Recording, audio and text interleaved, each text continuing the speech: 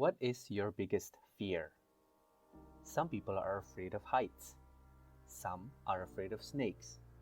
Others are afraid of flying. And some people are afraid of commitment. But in this video, I'm going to talk about one of the most common fears among all people, which is public speaking. This is perhaps due to lack of understanding of what good public speaking is, or lack of practice, or lack of preparation, or all of the above. In this video, I'm going to encourage you to transform your FEAR, forget everything and run, into FEAR, face everything and rise, by learning how to speak with a purpose and an impact. First, let me ask you this. Why is public speaking important? Well, it's an important skill because it trains you how to think critically. It also trains you to organize your ideas systematically. Being able to think and organize that thought in a systematic way is very important. It also allows you to engage and connect with others through words, spoken words. It also gives you an opportunity to voice your aspirations, whatever it may be. And it provides you with a platform to be the agent of change. Many people can truly make a meaningful change, even transform the world through public speaking. Are you ready to be one of them? Let's talk about speaking with a purpose. Generally, there are three main purposes of speaking in public. The first one is to inform, or a speech that is informative. This is done with the purpose of transferring knowledge. It does not form an opinion. The example of this is teaching. Teaching is very informative. The next step is speaking to argue a point, or argumentative speech. This forms and defends an opinion. This type of speech takes a definitive stand on an issue and argue for or against it. And the third purpose is to persuade, or a persuasive speech.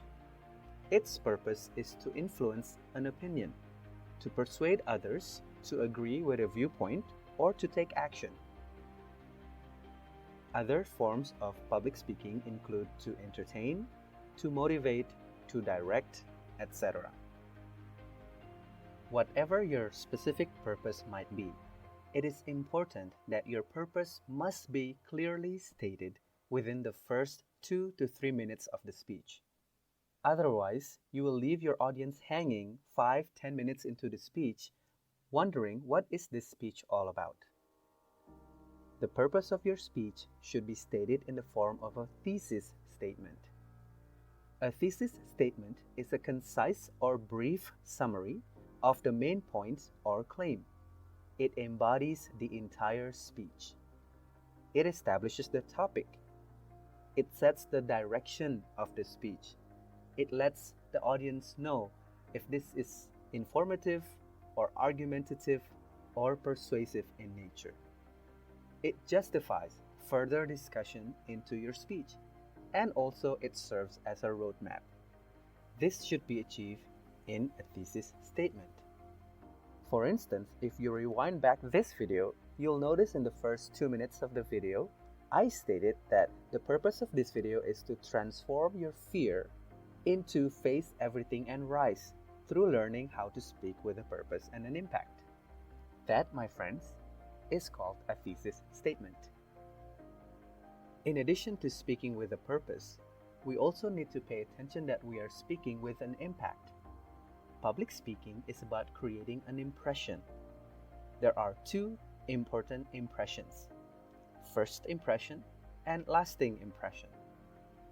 First impression grabs your audience's attention from the get-go, from the beginning. It establishes your credibility, and a good speech has an impactful opening.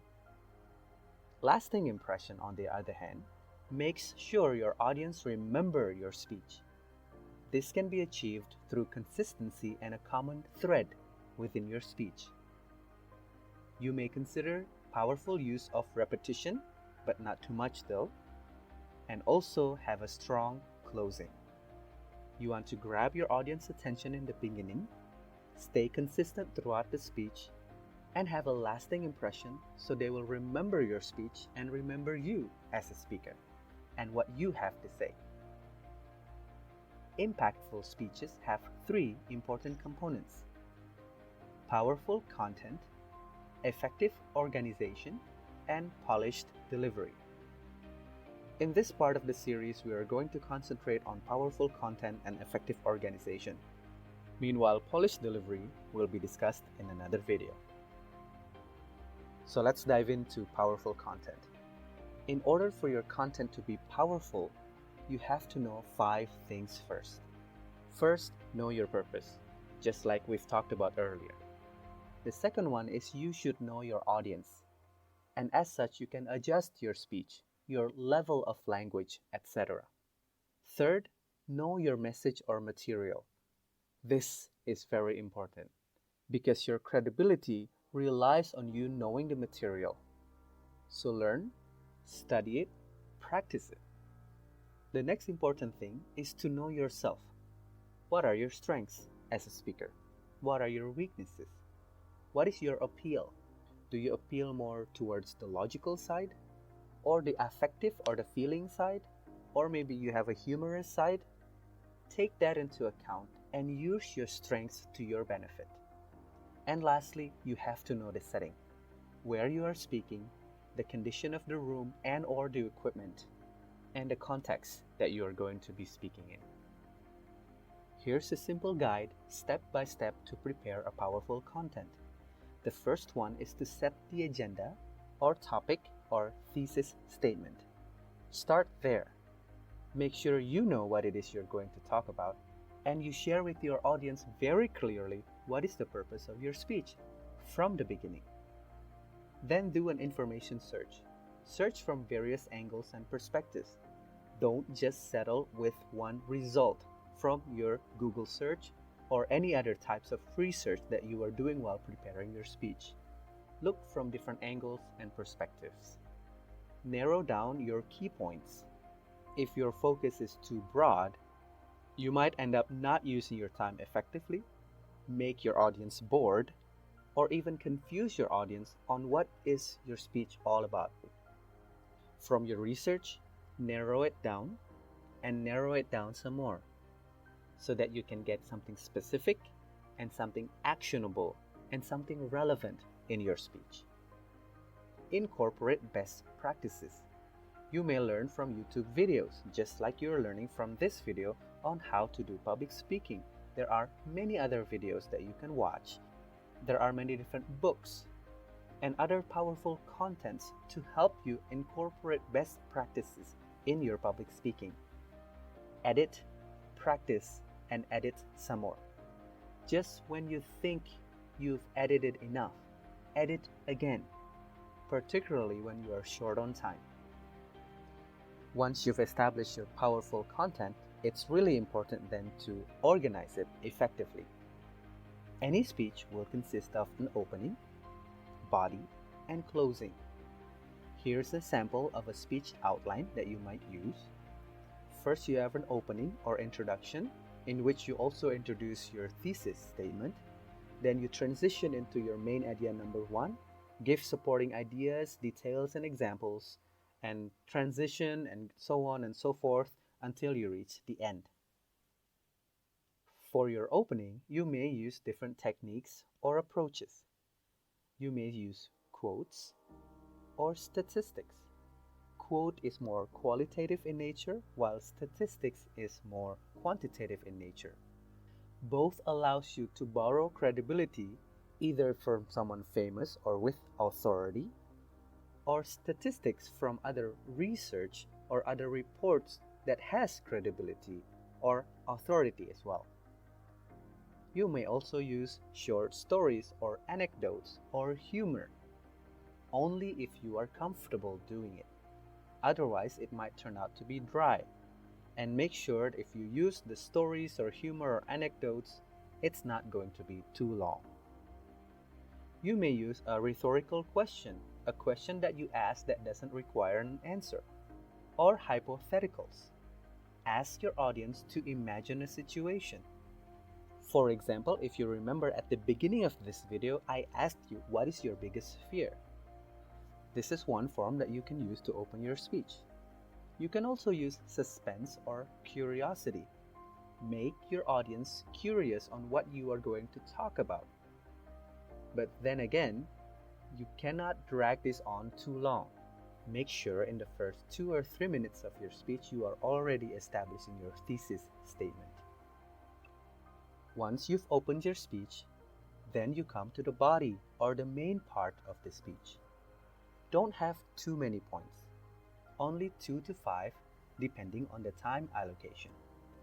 For instance, in this video, I'm giving 2 points, speaking with a purpose and speaking with an impact. And within that, I'm also explaining 2 things only, which are powerful content and effective organization. You may also orient your audience using keywords like first, second, third, finally, etc. You need to try to connect and distinguish between ideas. Use transition words and phrases like next, moving on, with that in mind, and so on. Once you finish with the body of the speech, then you close, conclude, and finish strong. You may use one of the appeals listed in the opening, either quote, statistics, humor, and so on. Try to tie everything together. Avoid any loose ends.